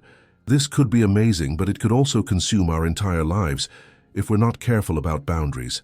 Sarah agreed about the need for careful consideration, but she was also intrigued by the possibility of channeling their experiences into something that could outlast their individual lifespans. "Maybe this is what our story has been leading toward," she suggested. "Not just finding happiness for ourselves, but creating something that could help other people find happiness too." They spent several weeks discussing the foundation proposal with their families, their publisher and doctor. Chen, who had become not just Sarah's oncologist, but a trusted advisor on life decisions. Everyone was supportive but cautioned them to maintain realistic expectations about what they could accomplish while also managing Robert's cognitive changes and Sarah's ongoing cancer monitoring. In the end, they agreed to serve as founding advisors for the Helen and Carl Morrison Foundation for Later Life Love, with the understanding that their involvement would be structured to accommodate their health needs and personal priorities. They would contribute to program development, participate in selected public events, and help create educational materials, but they would not take on administrative or fundraising responsibilities that might overwhelm their resources. "We're saying yes to making a difference while also saying yes to protecting what we've built together," Sarah explained to Helen during their follow-up conversation. "We want to help, but we also want to preserve the relationship that made this opportunity possible in the first place." The foundation launched in December with a gala event in Chicago that celebrated both the organization's mission and the couples whose stories had inspired its creation. Robert and Sarah were honored guests, sharing the stage with Helen and Carl and several other couples who had found love later in life despite significant obstacles. 3 years ago, I was a lonely widower who had given up on the possibility of companionship, Robert told the audience during his remarks. Today, I'm a husband, an author, an advocate, and proof that it's never too late to start over. Sarah and I didn't set out to become symbols of hope, but if our story can help even one person believe in the possibility of love, then every challenge we've faced has been worthwhile. Sarah's remarks focused on the courage required to remain open to love, even after experiencing loss and disappointment. The easy choice is always to close your heart and protect yourself from further pain, she said. The brave choice is to keep believing in the possibility of connection, even when you've been hurt before. Robert and I chose bravery, and it led us to a happiness we never could have imagined. The evening was a triumph, raising significant funds for the foundation, while also celebrating the power of love to transform lives at any age. But more personally meaningful to Robert and Sarah was the opportunity to see their story integrated into something larger than themselves, something that would continue making a difference long after their individual voices were no longer heard. As their third Christmas together approached, Robert and Sarah reflected on the unexpected trajectory their love story had taken. What had begun as a simple reconnection between high school sweethearts had evolved into a public testament to resilience, hope, and the enduring power of human connection. "We've become accidentally famous for loving each other," Sarah laughed as they decorated their Christmas tree with ornaments that included gifts from readers, awards from speaking engagements, and mementos from their various adventures together. "That's not something either of us ever expected to appear on our resume." Their tree that year also included a special ornament that Robert had commissioned as a surprise for Sarah. A small silver heart engraved with the dates of their high school romance, their 43-year separation, and their reunion and marriage. It was a tangible symbol of the circuitous journey that had brought them back to each other and the faith that had sustained them through every challenge they had faced. "Here's to unexpected second chances," Robert said as he placed the ornament on the tree's highest branch, "and here's to the courage to take them when they appear." Sarah's response carried all the gratitude and wonder she felt about the life they had created together. "Here's to love that survives decades of separation and emerges stronger than ever. Here's to the proof that some stories don't end when you think they do. They just wait for the right time to continue." As they prepared for bed on Christmas Eve, their third Christmas Eve as a married couple, Robert and Sarah marveled at how much their understanding of love and life had evolved since that tentative first message on Facebook. They had learned that happiness was not dependent on perfect health or ideal circumstances, but on the willingness to embrace whatever possibilities life offered. "I love you, Sarah Thompson," Robert said, using her married name with the same wonder he had felt when first speaking their wedding vows. "Thank you for taking a chance on love when it would have been safer to stay alone." "Thank you for finding me again when you could have given up," Sarah replied, settling into the arms that had become her safest refuge from every storm they had weathered together. "Thank you for proving that some love stories are strong enough to survive anything life can throw at them." They fell asleep holding each other, two people who had discovered that the best chapters of their lives had begun not when they were young and full of dreams, but when they were mature enough to recognize and appreciate the miracle of finding each other again. Their story would continue evolving, facing whatever challenges and joys the future might bring, but they had already created something timeless and precious that would endure regardless of what tomorrow held. And in houses and apartments across the country, hundreds of people who had read their books or heard their speeches were falling asleep with renewed hope in their own possibilities for love and connection, inspired by the proof that Robert and Sarah had provided that it truly is never too late for a second chance at happiness.